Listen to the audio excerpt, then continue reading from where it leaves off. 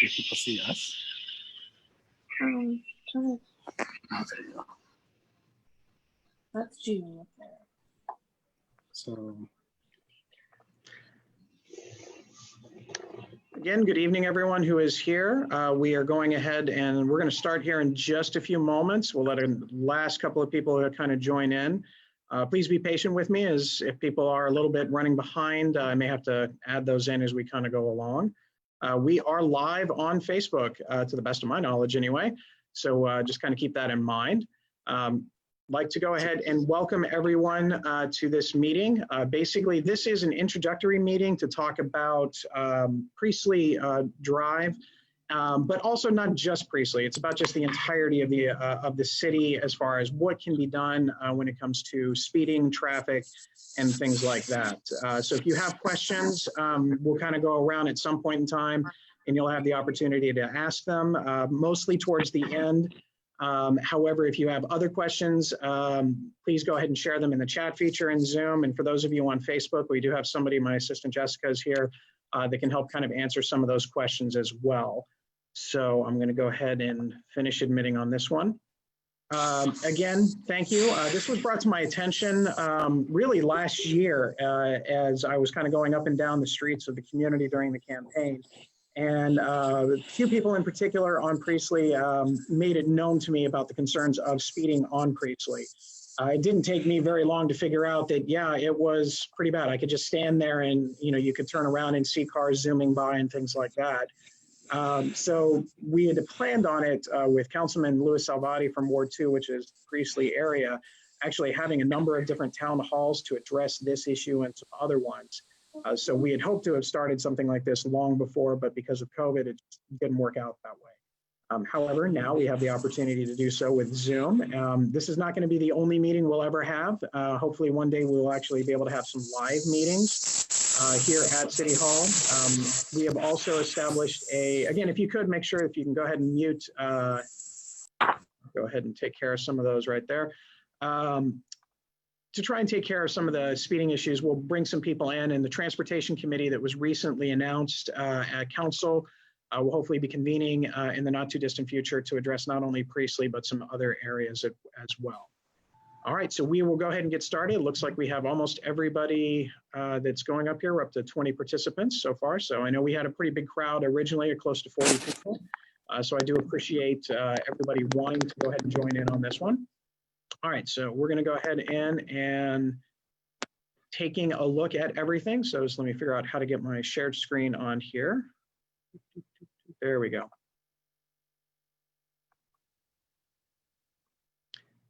And you know me, I've got a wonderful little PowerPoint presentation for everything. So I'm going to go ahead and take care of this here in just a few minutes. There we go. No, not that one. All these buttons everywhere and trying to get everything set to go. Come on. There we go. All right, so again, this is about Priestley Drive specifically, some issues that are out there and some solutions that we can go ahead and have in here. The goals of this meeting is very specific. We know that there are speeding issues on Priestley. We know that there are a lot of issues in general on the area, so we're going to talk about a couple of things.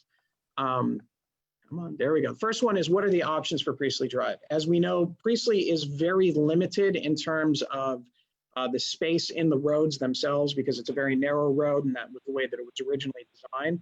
So what are some of the practical things that we can do? Some of the things that everyone can have a majority agreeing on about how to deal with the issue. The community issue on this one is important. I want to know exactly what it is that the community wants from this, because again, it's your street, you're living on it, and this goes from every street in the community. Some things we'll be able to do, some things may be a lot more challenging, but again, this is the opportunity to kind of address some of those things as we move forward. And then big thing for me is the steps needed to solve the issue. So let's just say after this evening, we will collect continuous feedback from the community, and then what are we going to actually do about it? What can we do about it? And then take those steps as we move forward. So that way, if some improvements to the facility, to the area need to be done, it's something that the city can plan for financially for next year, or possibly later this year, depending on how things go. So we'll go ahead and start on. As you know, this right here is Priestley Drive. You can kind of see the area in specific. It's primarily the area that I've heard the most complaints about would be from Quarry Park Drive to Wagner Road. Those are the big issues. We know there are a couple of stop signs in the area that people sometimes occasionally stop for, but based on some of the data that I've seen, not so much. There's not a lot of crossover appeal. They just kind of drive right through a lot of those things. So it starts off with enforcement. I've talked with Chief Baker from the Reynoldsburg Police Department about some statistical information and then also some ideas about what Reynoldsburg Police Department can do in the process of this. The role of RPD is, again, it's going to be an enforcement measure to be out there and actually in the community. I believe that what we have so far is what I'm hearing is that we have about 40 different times that Reynoldsburg Police Department has actually been in the area for traffic patrol just this year. The biggest thing is if you witness speeding specifically at a certain time of day or at a, in a frequency where you hear a lot of loud sounds, a lot of actual speeding, you are more than welcome to call RPD at any time and they will try and get somebody out there as quick as they can. Obviously, the problem is if they're speeding, they're probably not going to be in the area very long. But if you notice that there's some consistent times where something has happened, that might be something where we can have a unit to actually kind of be in the area during some of the more traffic heavy times, the early mornings, the late afternoons as people are coming and going from work. As far as enforcement goes, a lot of that has to depend on how we use our motorcycle units, our squad cars, the potential for speed signs, which I'll get some of that information in there as well. Those are all things that we have in there. I think that I've got a few other people holding on to make sure we get. Yeah, all right. So I'm going to have to stop the share for a moment because I think we got a couple of people that are ready to join. So I want to get everybody in here that we can. All right, I think we're all good now. So we'll go ahead and continue back on with our share screen as soon as I can get there.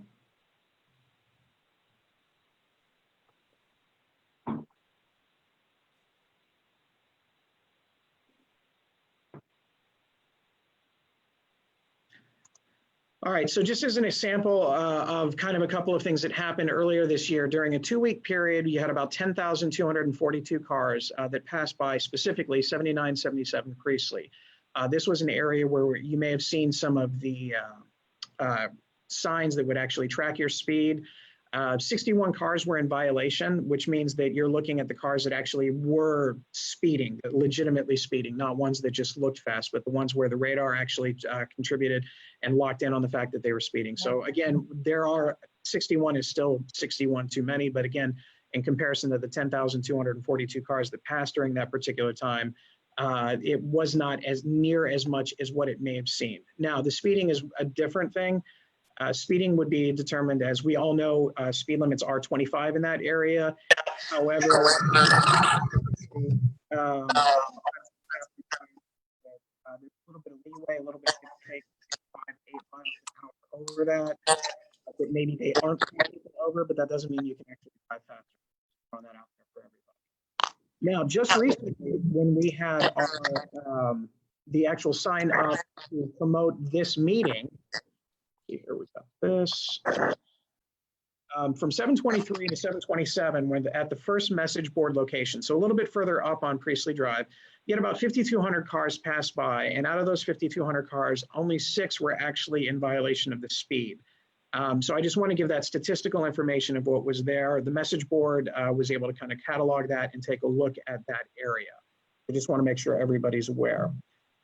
So as we move on for some of the information here, the first house, again, that 7910 area, this is where we had some of our message boards and our speed gauges all the way across, just to kind of give you an idea that it's a little bit past the stop sign, and obviously it is a straight shot. So for those people that are actually moving relatively fast, you can see it is people kind of accelerating through. So at that location, this is kind of the data that was provided to us, kind of talking about that. So that means that you're driving on that road, and those people that saw the speed gauge sign, a majority, based on the pie graph that you see there in the corner, a majority of them did slow with that, with the speed sign out there. Kind of go through some of the data on this point. You're looking at the average speed of about 27 miles an hour. About half of the drivers are driving approximately, on average, 26 miles an hour, and about 85% of the drivers are driving around 28 miles an hour. The pace speed range, 23 to 33 miles. Again, not too different than what you would expect in most residential areas, given the fact that the speed limit is 25, but everybody feels that there's a little bit. Now, the one thing that does concern me on this particular page is if you take a look on the other side where you see where the maximum speed is, which is 62 miles an hour. So imagine in that one small stretch of the area that we were just talking about that had 62 miles an hour speeding. The average volume, number of cars going per day during this time, again, approximately 286. And then you can see the information below as far as the time of day, where some of the hours are, where they're going, and what was going on during that time. So what we'll go ahead and do is we'll take a small little break here, and I will be able to take some questions. If you just kind of, I will unmute everybody, and if you kind of want to just slowly, if you have any questions at this time, this would be a good place to take a break. So I will go ahead and unmute you all. If you have no intention of talking and you're just watching, go ahead and unmute yourself on your own. All right. Yeah, Mayor, I don't know if you can hear me. I hear you now. Yes, please go ahead. Yeah, Mayor. First off, I appreciate you having this meeting. This is the first time anybody in public office in Reynoldsburg ever wanted to discuss this situation. I've only been here since 2015, but my neighbors have been here since Quarry Park was built, and I can remember when it was built, and it was a very desirable place to be. They've been here, and they've heard so many solutions and so many angles to come in at, they just kind of throw their arms and give up. Mm-hmm. But when you put that tracker out there, I've had one in front of my house where it monitors your speed. They see that, they automatically slow down. Yeah. And when that white light comes on, they think they're being recorded. So mm-hmm. A couple of times they hit it in the tree in front of my house and turned it off. And that's where we found people coming in from Wagner, coming up the slope into Priestley, mm-hmm. headed east. Anywhere from 65, the slowest was 40. Yep. And I know it gets, I've had contractors in here working on my home. They said, like, what's going on with this place? People don't even care that we're out there. We got our trucks parked out there. Mm-hmm. I had almost one guy had my driveway replaced. He almost got rear-ended in his Bobcat. It's a problem and it's an issue. It really is. And when you go out there to cut your grass on that island, they come as close as they can to you, mm-hmm. and they just fly up the street. So I don't know what we can do, but if we can do anything, something has to happen. But a big problem is from the Wagner turning into Priestley and from Priestley turning out the Wagner. They fly down that slope.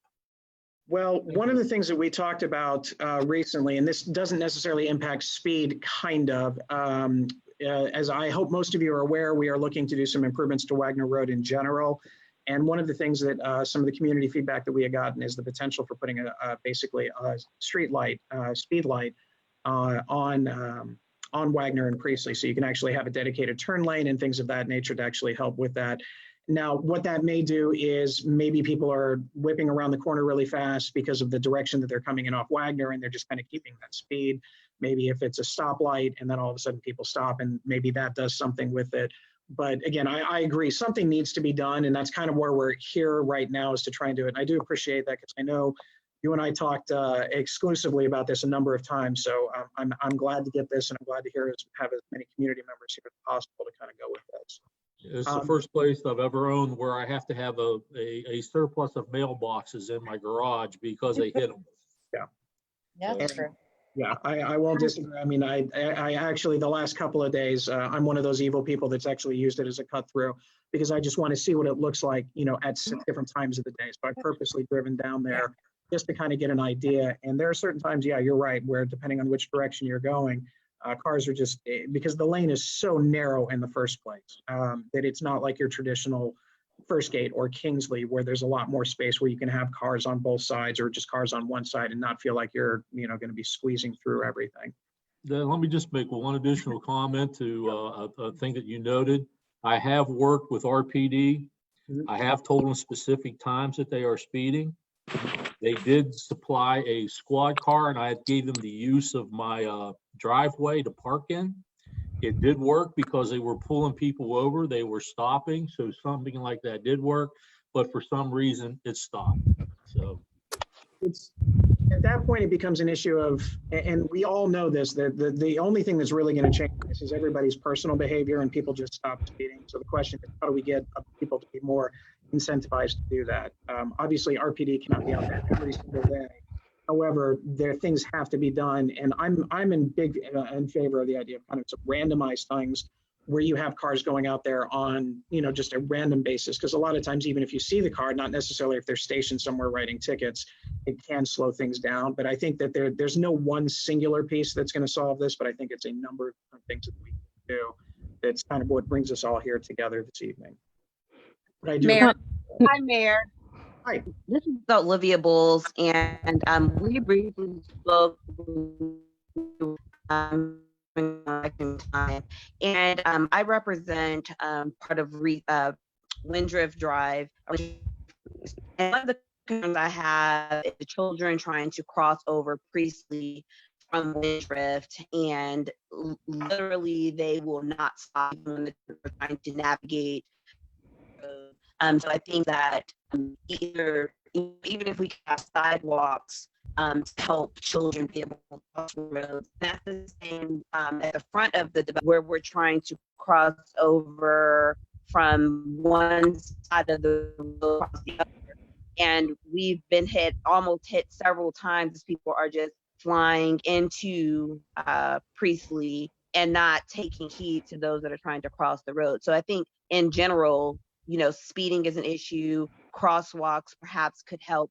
I too have also called RPD. I provided them specific license plates where I'm standing out there with the children at the bus stop and provided those license plates where they continuously do it. But I'm not sure what the solution is. I know that I've gone back and forth with people within the development that oppose the ramps and different things like that. So I'm just curious to see, as we continue this presentation, what are the steps that are going to be taken in terms of trying to deter speeding within the development? Well, I think that, crosswalks are obviously a good thing. And that's why I've got some things on this presentation that are things that are done throughout, not just the central Ohio area, but just in general. And I've also worked with our fire department and police department to come up with some potential options, as well as our own streets department. But if you could, Olivia Bowles, if you could actually write a couple of those comments in, because some of your words kind of were jumbled a little bit in the very beginning. If you just want to sum up and put it into the comments section, so that way we can copy and make sure that we can follow up on some of these things specifically, I would appreciate it. I'm really happy to hear that a number of you are, contacting RPD. I know Chief Baker and I have had a lot of conversations about residential enforcement. And as a former school teacher and working in the school board, there were many times that I would get phone calls about people speeding, especially in those first days of school when people are starting to get used to the buses coming out and things like that. Without getting into the school conversation, hopefully when school does resume and people are out at the bus stops and things of that nature, I would love to see more, more patrols in the area, just to remind people again that these are kids' lives. Most of you don't know this, but believe it or not, I was actually hit by a car on a road in Strawberry Farms in Westerville when I was 10 years old. And after that happened, without getting into too many details, they ended up putting up speed bumps in that particular subdivision. So I'm very familiar with the dangers of speeding, especially when it comes to young kids in that area, and especially the way some of the visibility lines are on Priestley, as well as many other areas. It's something that does concern me. Does anyone else have any? Yes, Mayor, this is Tamara Watkins, and I've lived in Quarry Park since the inception of the subdivision. And this has been an issue ever since they opened up the area between Old Priestley and New Priestley. The main issue that we've seen in these several 20 plus years is the through traffic. And that is what's contributing from our perspective to the speeding as well. And we've actually had a lawyer that lived in our subdivision. We all got together as a group. We went to the Reynoldsburg Police Department, to the mayor at the time. A previous neighbor of mine was an undercover SWAT for Whitehall Police. He had his radar detector out. Even when he was tracking people with that, they rode down the street speeding, laughing at him, throwing, the middle finger up at us. I've had my mailbox knocked down. Older gentleman that used to live across the street from me almost got hit. I had to run out into the middle of the street to prevent it. And the majority of the people who have lived on Priestley Drive since I've been here have moved because of the traffic issue. So we really don't, at least in my opinion, want to see speed bumps because it devalues the property. But if there's any possibility of closing that area off again to avoid the through traffic, that would be one of my recommendations, because the first, I believe, 2 or 3 years when it was closed, we did not have this issue. And again, thank you. Oh, you're welcome. You're not the first resident that actually has mentioned that. I know that there are a lot of stories. Obviously, I was not here at the time that those kind of things happened. But again, it's something that we can investigate. I don't know the feasibility of closing that off specifically just because of emergency services that are going through. And I know that's something that the fire department, specifically the fire department, had mentioned as far as the concerns. Now, how it started in the beginning, that's a whole other conversation. I know I've kind of started looking into that rabbit hole to find out how that all came about in the first place. I know that there were some assurances that were given to community members that that was not going to happen, but ultimately it did anyway. But that's something that I can definitely follow up. Yes, we were told by MI that it would not be open when we were first looking at purchasing the home. So I think they told us that just to sell the houses. It could be. I was under the impression that I believe that that was a council decision at some point way back in the beginning of all of this. I don't know how much MI did or did not have involved in that. We're trying to find those records actually, because I was just curious to see exactly what the circumstances were for that. But that's something I hope to report on as we kind of move forward. So Good evening. Thank you. Thank you. Appreciate your comments. Good evening, everyone. I live on Sandrock, and I often walk the Sandrock to Wagner via Priestley pretty regularly. And until we can get people to actually stop at stop signs, there's never going to be a resolution to the speeding. I mean, if you're driving from Quarry Park to Priestley and you never stop, you can get going pretty fast. And I've been cursed at and followed because I've said, please stop. It's a dangerous situation for sure. Absolutely. So, I mean, I agree with the throughway being closed. It was closed, early on. And I know that Reynoldsburg wants access to the park right there. Close it off, put some parking there. We won't have the through traffic. People can still walk, but walking on Priestley Drive is a very dangerous thing. But again, stopping at the stop signs is what we need. Yeah, that's been very common. I agree. This is, how you doing? This is Charles Anderson. I actually live on Priestley, but right behind us, there's, I guess, what's going to connect to this new MI development that they're about to put in. Is that correct? That it's going to be connecting right there? Yeah, that was part of the original design from even when the particular neighborhood, the older neighborhood had been built, that was the intention at some point in time to connect. That's what the new development will be doing to kind of alleviate some of the other traffic concerns. And I realize it's going to create other traffic concerns for that neighborhood. Okay, and I have to look specifically at the map to know which roads are the ones that are open, because I believe there are two, if I remember the last time that I saw the plan for. Right. So those are going to be open to this new MI development. Correct. Yes. Oh boy. Where's that at? Where's that going to be? If you give me a second, I'll try and pull it up on. Because I believe they're supposed to start construction on that fairly soon. I believe they're going to try and give the owner of the farm property the last growing season before they do anything specific. I think they were planning on doing, as they call, moving the dirt sometime this fall, October, November. Yeah, they've got crops out. Right. Maybe. No.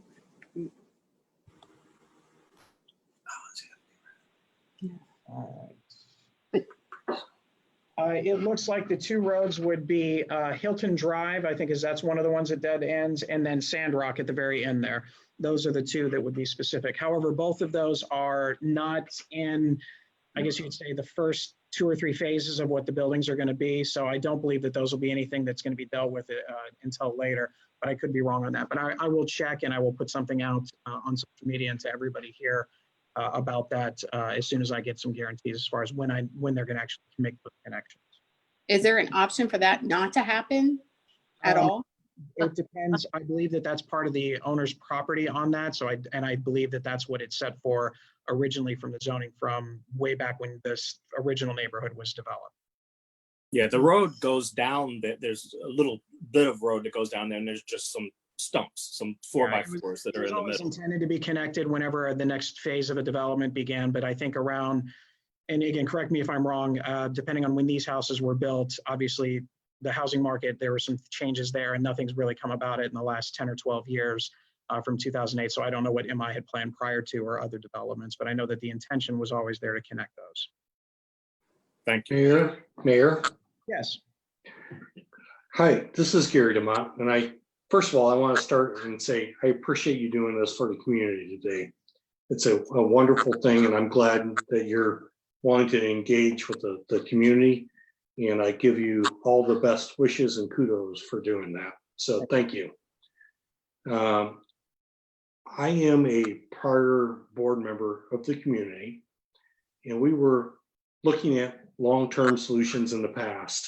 And I know the boards prior to myself were actually looking at different solutions and making right turn onlys on different sections, because initially, apparently, and again, other people have pursued lawsuits against the city and stopped them because Priestley is not wide enough by city ordinance to be a through street. It may always been the intent to do that, but by the city's own ordinance, it's not wide enough to be a through street.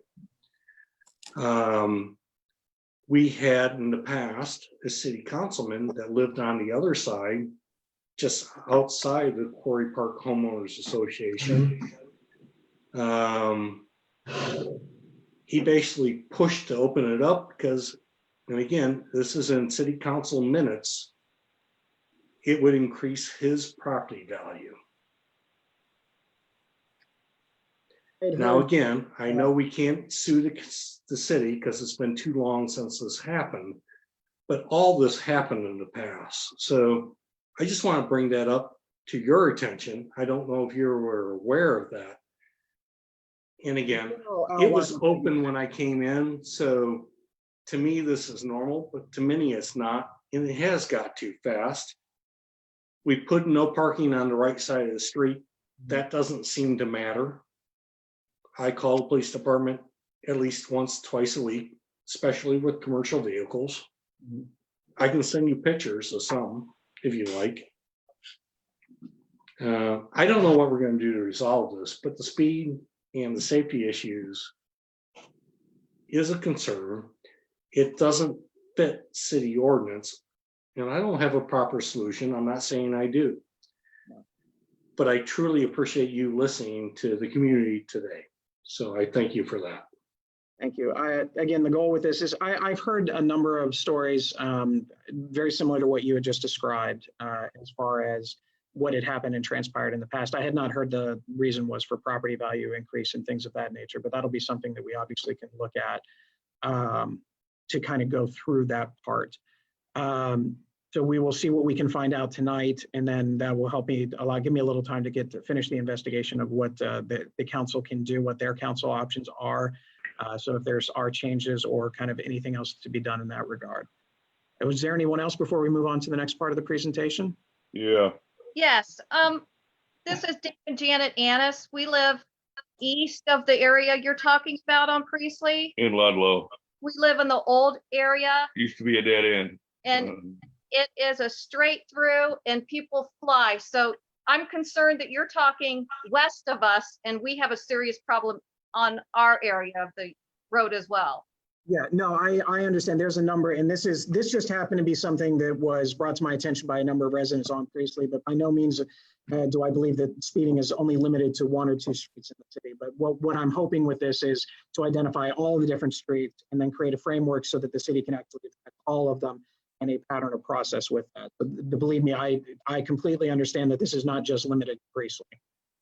Well, we're on Priestley. We're just west. We're just east of what you're talking about. Okay. Between Addison and Quarry Park. And between the stop signs, people fly. They might stop barely, but then let's go 35, 40 as fast as we can in between them. Yeah, the rolling stops. Yes, yeah. Okay, thank you. I'd like to address. Sure. A lot of people don't yield to oncoming traffic when they're going west. Maybe you could post a sign that remind them what they learned in driver's ed, that they must yield to oncoming traffic when there's an obstacle in front of them. Mhm.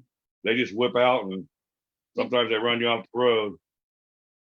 No, that's an easier solution, especially with the signs. Again, a lot of it's going to be, the self-responsibility in that regard, but I would have no issues with that. And that's something that we're taking notes as we speak. Okay. Thank you. Yep. Thanks for your time. No, thank you. All right. If there's nothing else, we'll go ahead and kind of go through some of the potential options that are out there that we've talked about. So let me go ahead and move on back to our PowerPoint here. All right, so obviously, speed humps or speed bumps is the one that typically comes up.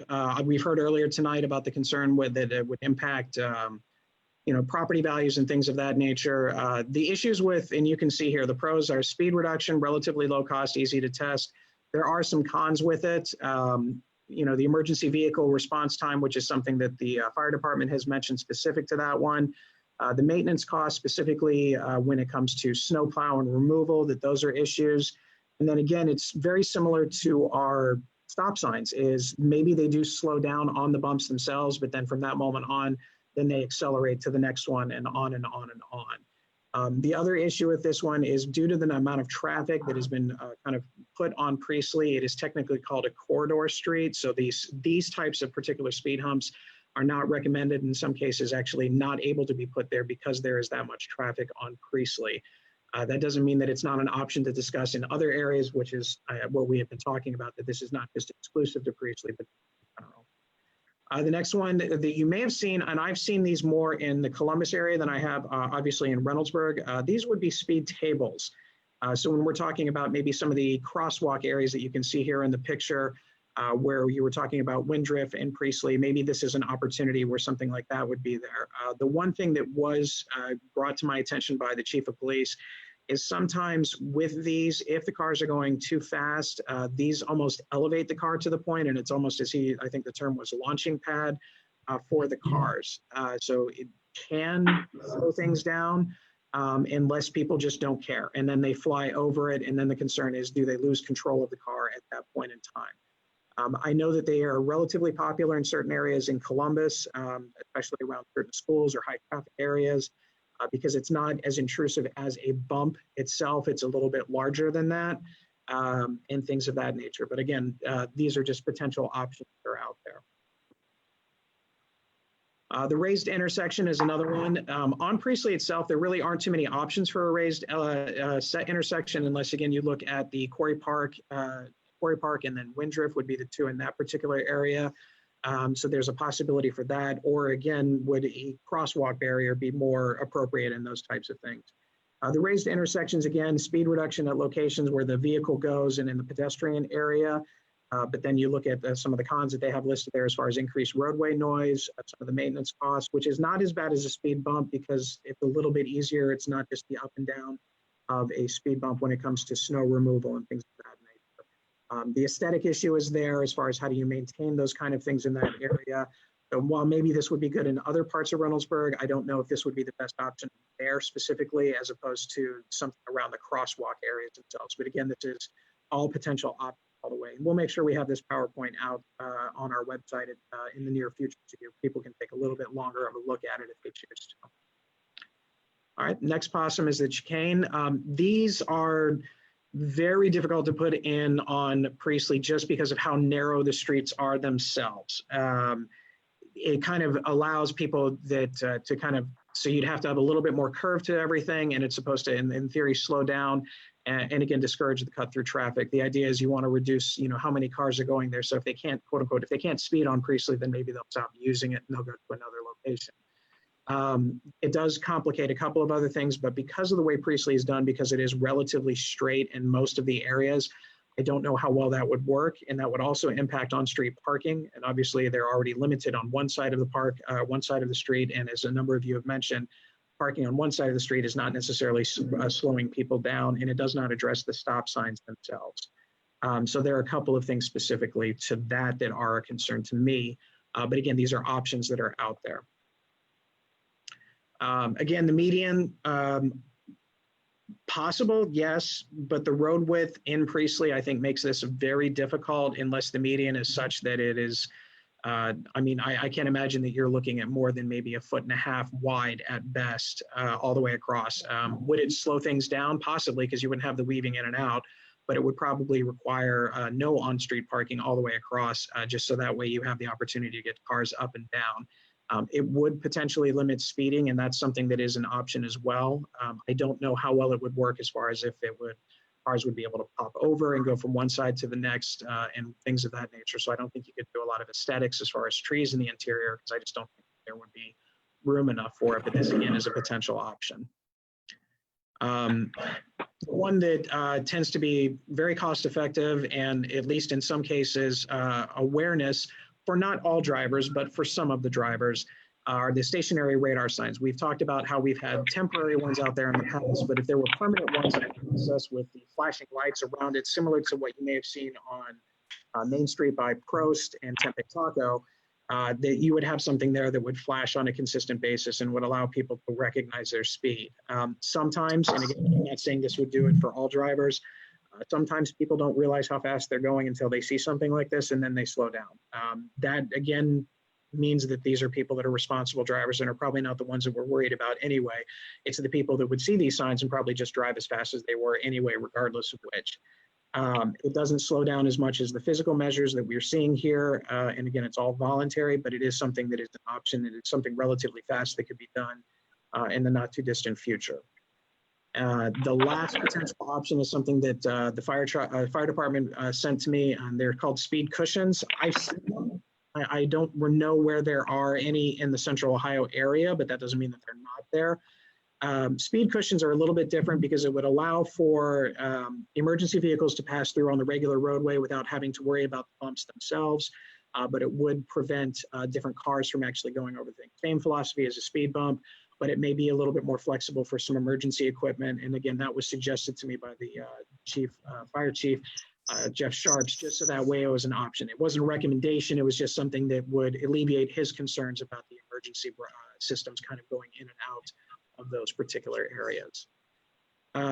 So before we get back to a couple more questions and answers, as we'll go through some of these things, some of the next steps are very simple.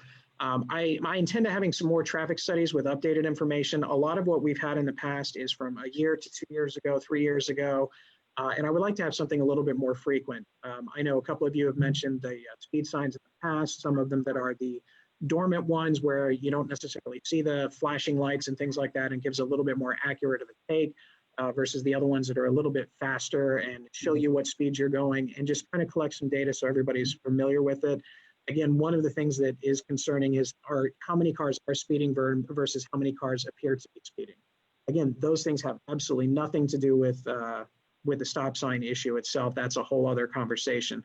But we do need to have a little bit of data in there that's mostly relevant, especially in this world that we're living in right now, where a lot of people are working from home. There's potentially more traffic in there. I want your community feedback. Obviously, this is just the first step. So in a little bit, I'll have my email address up here for my assistant to kind of get some of these things, keep track of other emails. And then the comments that you're putting on the Zoom itself will be something that we can address to hear what your suggestions are, what your thoughts are, what you would like to see, what you wouldn't like to see. So we have an idea. And then we, at a later date, we'll come back and have another presentation. Maybe one day we'll be able to do it live and in person to talk about what the potential options are. With all of that, I would like to establish an action plan for possible changes. Talking is great, and I think that the communication between the city and the community is a good thing. But at the same time, if all we do is talk and nothing else happens of it, then it kind of becomes pointless, in my opinion. And I prefer to have at least an action plan, or at least a follow-up to say why we are or are not doing something, and have everybody understand that process. And it also allows us, as far as the city is concerned, if there are any physical changes to Priestley or the surrounding other roads in the area, then it allows us to plan for it before next year's roads program is completely locked in and set in stone. So I'll take some questions here in a second, but I'm going to go ahead and put up the email of my assistant Jessica, who's helping to catalog all of these. If those of you want to take a screenshot, it's the same email that you actually probably sent in at one point in time for questions throughout the city all the way across, but I'll leave that up here for a few more moments for people to kind of get in touch with. And this way, what it does is it just helps me keep a record of who's saying what, and so that way that when we have another meeting, I'll email you and let you know what the next steps are or how we're going to get to those next steps. So I'll leave that up here for another few moments. Traffic study was updated. No. Yeah, Rosenthal. Another day. All right. I'm going to go ahead and end the shared screen and kind of come back to the traditional Zoom in 5 seconds. 4, 3, 2, and just making sure everybody's writing down their last little bit. All right, I'm back, and we do have the comments that are in there. I'll kind of scroll back up and go through as many of them as I possibly can, just to kind of go over some things, as well as answering some questions that we may have gotten on Facebook. Just trying to figure. Okay, a lot of these we've talked about. I hope that the audio has kind of worked out. I've not heard too many issues with the audio from this, so that's good. Okay, the conversation about Wagner Road specifically and how we can try and slow down traffic and that. Just while we're on that particular topic, the idea is that once we begin the process of improving Wagner Road, as far as the sidewalks and the bike paths and things like that, we're hoping to have consistent speed limits all the way throughout Wagner Road, because as we know, it does kind of weave in and out of different communities, different townships in the city and things like that. And we're hoping to have something consistent all the way through. I know at some parts it's 45, and again, you're going 45, you make the turn onto Priestley and you're still going 45, things like that. That could be a potential where we could kind of slow things down in that regard. And then, okay, I do appreciate all of the concerns in here, and we're going to go ahead and make sure to get all these copied.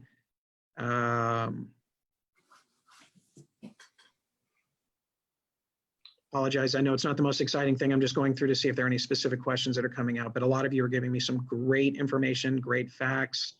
And apparently the number of you that have lost your mailboxes at one point or another is just staggering. It's the number of the comments that I'm seeing on here. I usually lose them once, twice a year. Yeah. Now it's better. But now, Mayor, yes. If I may. Yep, I can multitask. Go for it. Cool. There's two things. I actually travel to Europe quite often, and one thing that you do in some of the smaller towns, and no offense, but Reynoldsburg is kind of a smaller town. They put bump outs through some of the streets, so it basically makes it 1.5 lane wide. So you have to wait for the next car coming through. And it does slow the traffic down tremendously. Again, will it slow down the fire department? Maybe, but again, if they're running their lights and sirens, people should stop. I don't like the idea of speed bumps or humps personally, because there is the potential to decrease the property value. But we've been talking about this for as long as I've been a resident of Priestley Drive, and it's been close to 14 years now, 15 years, and nothing's really changed. Now they made the one side no parking. People don't follow that. Maybe we need more enforcement of that, but again, that doesn't slow down the traffic. It may actually increase it.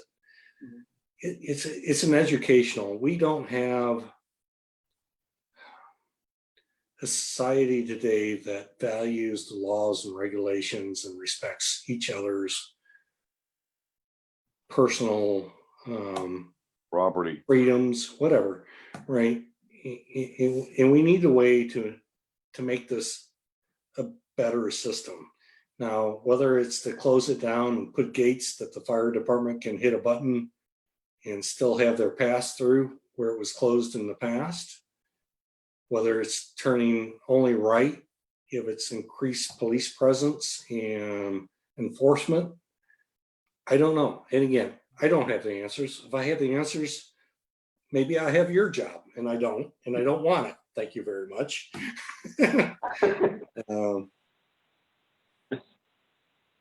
But more importantly, I also want to know what you, the city council, the public safety commission, think we as residents can do to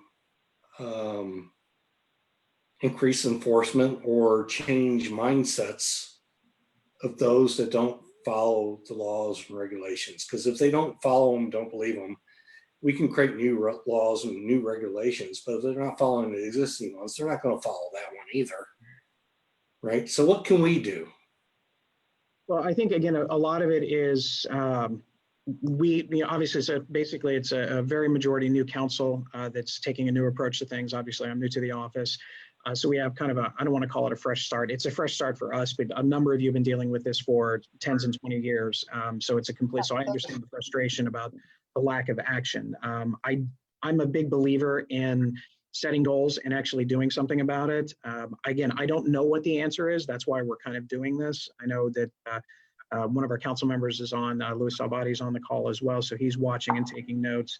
I know that our safety, basically our safety forces, whether it's the police department and the fire department, are well aware of this, and they're monitoring as well on Facebook, just to kind of get an idea. And then we're going to have a couple of internal meetings based on the conversations that we have here, conversations that are in the chat, and some of the things on Facebook. And then what we hope to do is come up with a potential of, a couple of different sets of options. And again, those are, if everyone else has a suggestion to send in, we can. The things that you were talking about as far as the bump outs and things like that, those were and I've never heard the term before, but I guess I would have called them bump outs myself, but I think they were called chicanes in the. Yeah, I don't know what they're called, but I've experienced them often in Germany. My only concern with that would be is if you did that, I don't know if that would basically eliminate on parking in general, just because the way that the flow would be.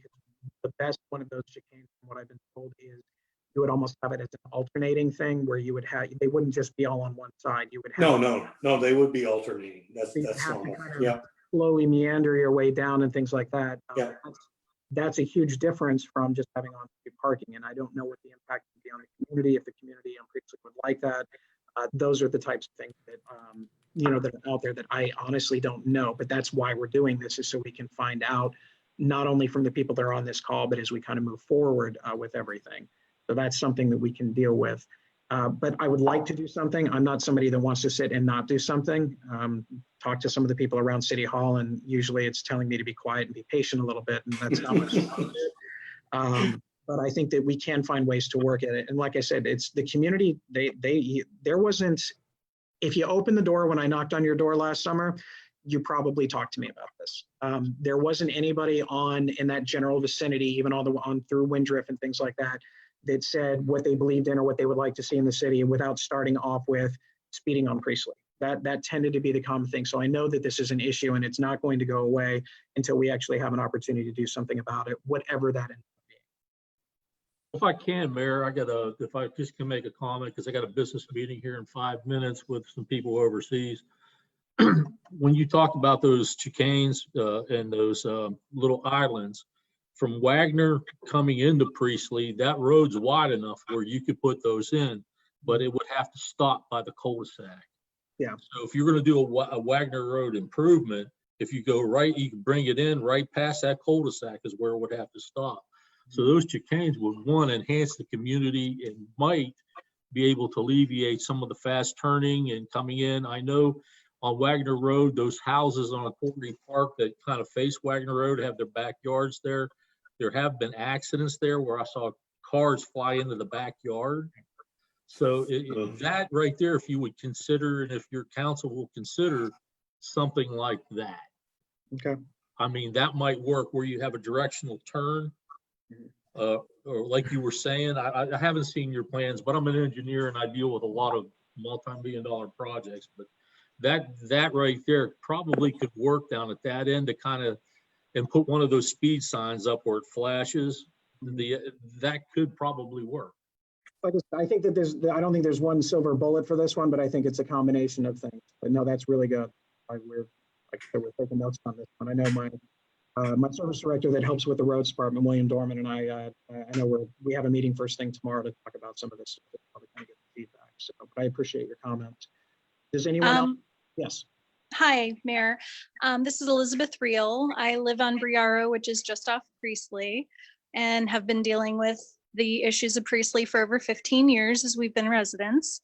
The first thing I would suggest is that turning off of Wagner to the right into Priestley, that there be a separate lane so that people feel like they can slow down before they turn, so that they're not blocking the traffic of Wagner, but they're slowing down enough to enter a residential neighborhood.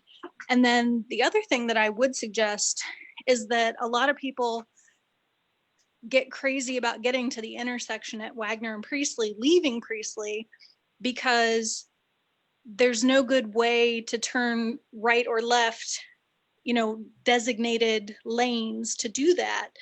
And I've actually been rear-ended at that intersection because I was going to turn right and the person behind me saw the person turning left leave the intersection and rear-ended me because I stopped at the intersection to see if I could turn right.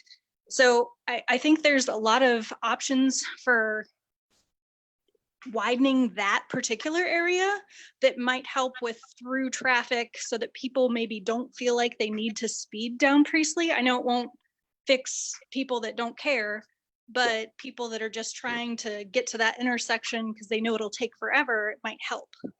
Well, that's one of the things that we're addressing. And again, kind of going back to the last council meeting, council did approve the use of what they call TIF funds, which is money from the new MI development to actually come in and help fix all of Wagner Road in general. And Priestley Road has been, in Priestley, Wagner, that intersection in general has, if you actually go onto the website, you may be able to see some of the previous presentations that I've had. If you come to City Hall, there's some pictures in here that you can take a look at a little bit more specific. And I believe it should also be on the minutes of the last council meeting that actually address that issue where you have a little bit more space for the right lane, for the turn lanes into that development at Priestley. And then obviously, again, the investigation of looking for a stoplight. So I think if you had wider areas, a little bit more gap in between where you're turning in, a stoplight, maybe you have that chicane in the center, an island in the center as you're pulling into the development itself, those things kind of in concert could help alleviate, I guess you could say, the starting point of the speedway.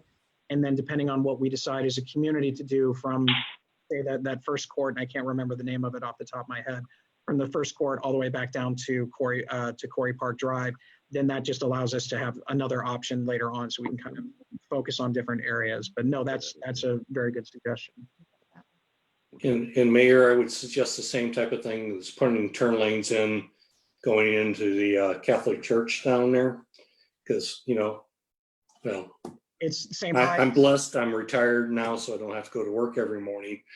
But when I was going downtown, I would go through there. And again, and God bless them, they would stop on Wagner and let 4, 5, 6, 10 cars come out of the church for when they were dropping off their children to the church school.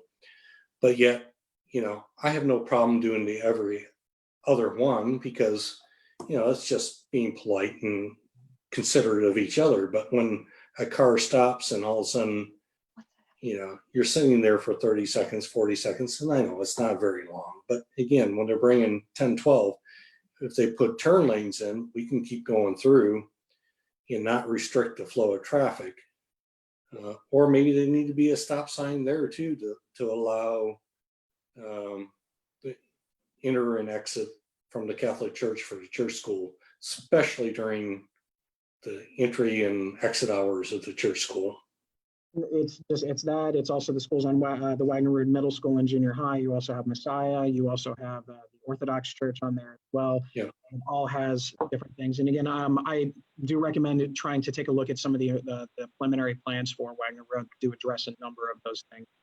The only thing that isn't listed in there that we've talked about is specifically that stoplight at Priestley, which is something that, again, the community is telling me that that's something that they would like to look into in addition. I'll say this much, Mayor, when the police were over here and sitting in my driveway, I think we lost you. Uh-oh. Are you there? so when law enforcement was in my driveway over here, I asked the officer, how many tickets did you write? And he said 26. That was when I first moved in. That was in 4 hours. I remember that particular story. I'd have to look at the time because I know that some of the other ones, and that's why I needed some more data from in general, is have some where you have the speed trackers, but then have a unit out there and see what it comes up as. I actually do remember that. One thing that has come up, I've noticed in some of the chat notes is the Homeowners Association. I don't know the boundaries of the Homeowner Association. I know one exists. It's one of the few in Reynoldsburg.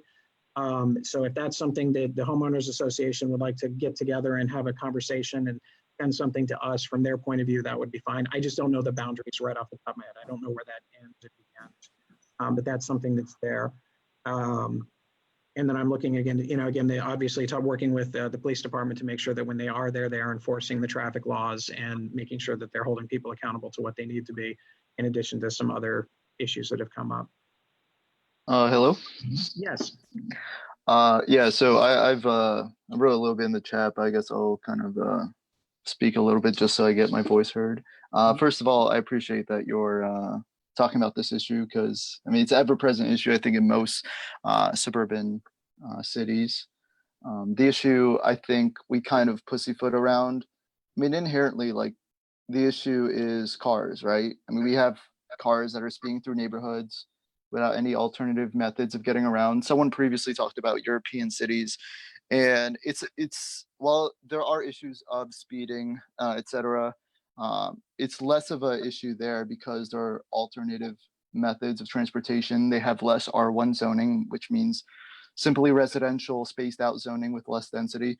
I think sort of the issue here, because I do see East Priestley having a lot of great factors of infrastructural choices when it comes to slowing down the speed of cars, such as having these trees that are lined up against that part of Priestley and having the curvature, which sort of makes it that you can't just simply speed down a straight path, and having the narrow road, which sort of makes it that you have to slow down, especially when there's cars parked on the side of the roads.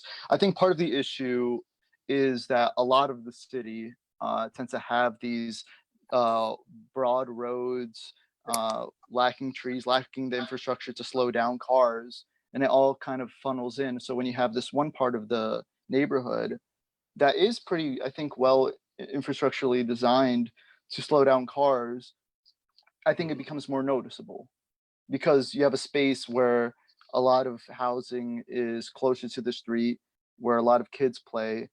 And I think the issue is far more outreaching than just simply this area. No, I agree. I understand what you're saying with that, and that's why we're trying to figure out what's going to be in the best interest. I don't know. You talk about if you're talking about European statures and how they have things set up. Obviously, they have much more access to public transportation all the way throughout. I know that our public transportation systems are going to be going through primarily Broad Street, Main Street, and a couple of other potentials, but there's not a lot there as far as public transportation that would help alleviate some of those traffic costs.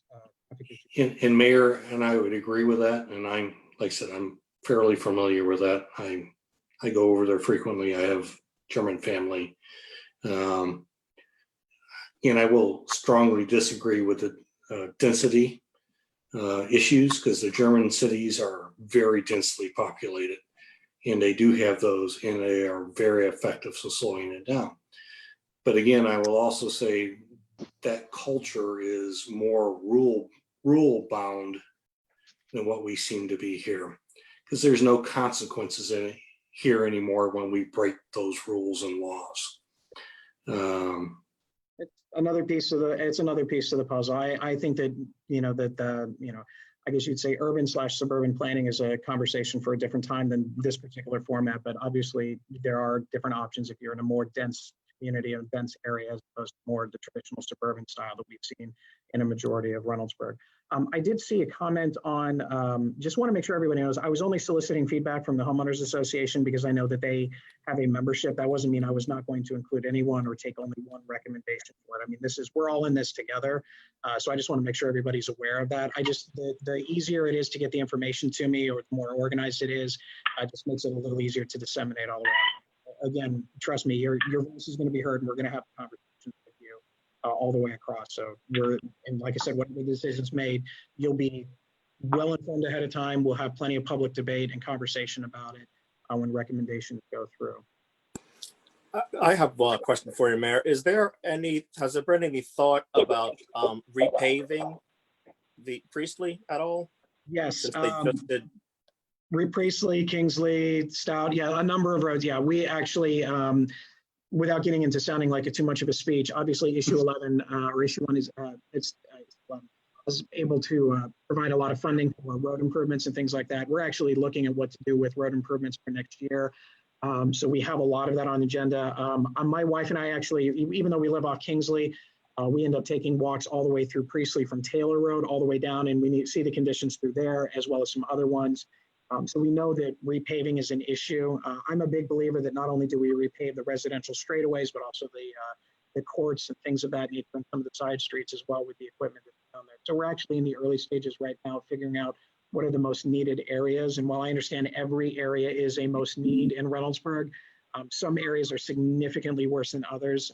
In all honesty, the Priestley from Taylor all the way down to probably about where the break with Dickens is, that's some pretty rough territory as well. But we are looking into all of that. And what our hope is that we actually are able to, hopefully our goal is for next year that when we announce what roads are getting paved in next year's process, that you will also be able to look on our website and see where your particular road, or at least the general area, kind of stacks up for the future. So you may not necessarily have your roads paved in 2021, but you're going to see a light at the end of the tunnel. So you know that in 2022, 2023, that you know that it's on the agenda, you know that's there.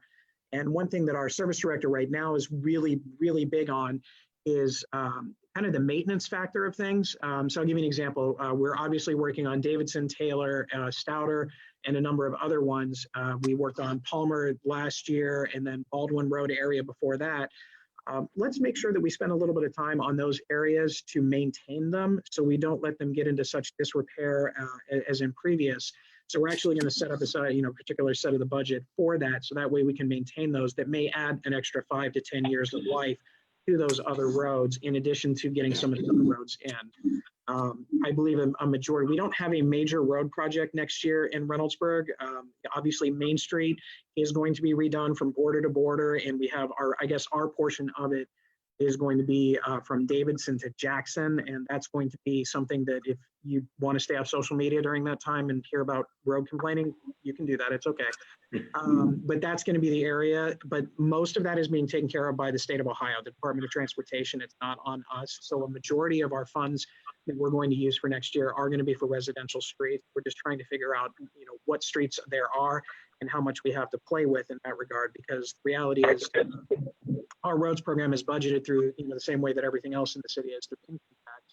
And depending on the final impact of what COVID has on our city finances, normally we have about $4 million in a roads program, give or take a couple $100,000 here and there. We don't know what that's going to look like next year.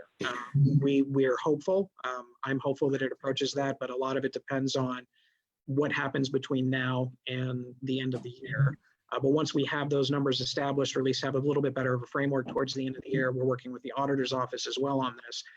Then we'll know exactly what kind of budget we have for a couple of projects, including our roads program all the way throughout the city. But yeah, trust me, the one thing everyone is no matter where you live in Reynoldsburg, is their roads are absolutely the worst roads. No matter where you're at, they're the worst. So we're working on it. Mayor, the increase in the city income tax, wasn't most of that slated for road improvements though? Yes, and that's what that $4 million is. It just, so like this year, and again, I don't have the straight numbers right on top of me. I think it was around 1.4 million for Taylor Road, and I know Davidson was around 1 million. And then you throw up a couple of the other roads, it's a little bit approximately. So it got us pretty close to that. So the other thing I was going to mention was when they last resurfaced Wagner, and it was great. It was good for a year.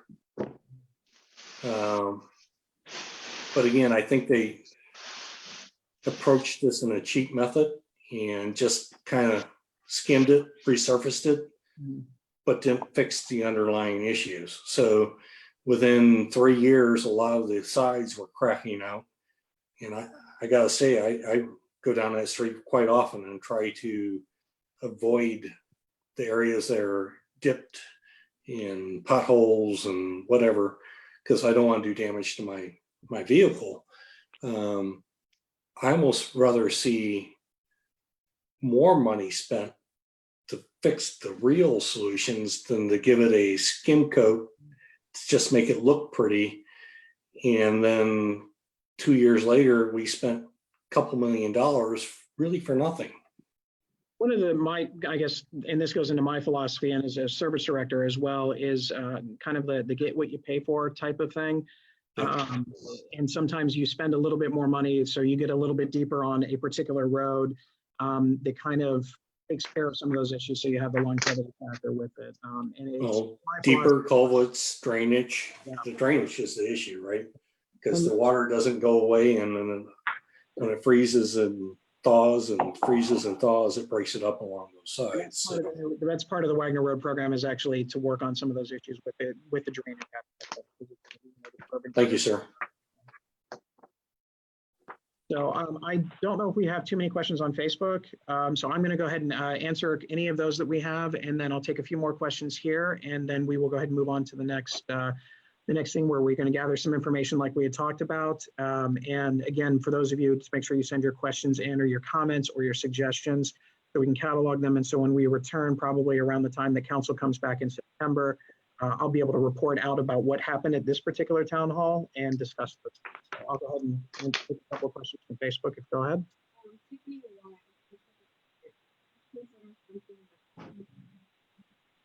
Mm-hmm. Yep. So, okay, so just another area, Papillon and Priestley, as far as how that kind of connects in that area, which again, that's one of the areas that my wife and I tend to walk in. I completely understand that. Were there any other questions? Okay.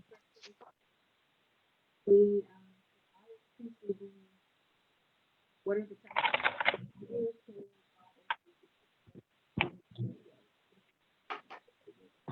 Yeah, I think for the here is why would Priestley be used for a cut through? And I think a lot of that has to do with, again, the access of Taylor, Wagner, and then Rose Hill to a lesser extent further down. But the idea is that you have Main Street on one side, you have Broad on the other side. And depending on where you're at, if you're living off Taylor, or if you're living off Wagner, you're making a decision on, which side you go to. I know depending on what time you're leaving in the morning, Broad Street traffic can fill up pretty quick. Same thing on Main Street, especially when you have the number of semis that come down on Main Street first thing in the morning, coming out from the Amazon locations. So we're trying to address them on Main Street program that will start later this year and into next year, to kind of narrow that focus down a little bit, to provide a disincentive for some of the semi trucks that use that, and then hopefully that will alleviate some of the bigger traffic. We're trying to force the semis basically to get off at 310 and take it all the way through the 270 interchange. That's what we want to do. So there's our side street, but for right now, for whatever reason, they feel it is more time efficient to go down on Main Street as opposed to going on 70. And I think that's due to a lot of the construction that's going on in that area that, again, we're working with ODOT to kind of clear out. So hopefully by the time they're done with their project and we're done with ours, we have that opportunity. So those were our questions from Facebook, but we are going to go ahead and catalog all of the commentary that we have in the comments section and kind of go through, and we will come back, like I said, probably at that second meeting in September to have a report on what the feedback that we've gotten from that point in time. And again, if you did not comment or you didn't say anything, or you think of something 20 minutes from now, please make sure you email us or contact us at the city so we can kind of catalog that in. And then hopefully in the not too distant future, we can have an actual in-person town hall to have maybe a little bit more conversation about what alternatives and what options we have as we move forward. without any other questions, I'll ask again, is there anything else or comments? I Mayor, have a Mayor? question.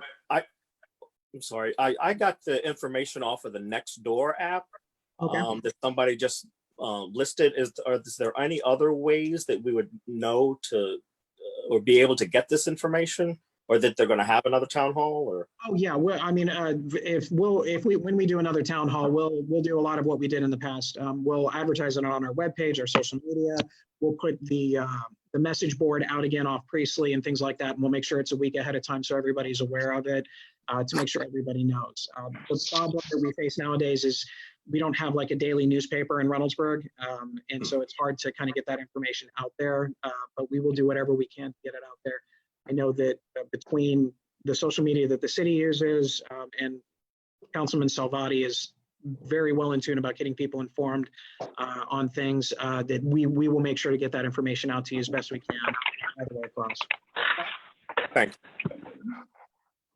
Mayor, I'd like to make 2 more comments if you have a few more moments. Sure. One thing you mentioned was the, how the traffic on Main Street impacts the feeders, and Wagner's being one of those. I would encourage taking another look at the timing of traffic lights on Main. Again, I'm now retired. Thankfully, I'm blessed I'm able to do that.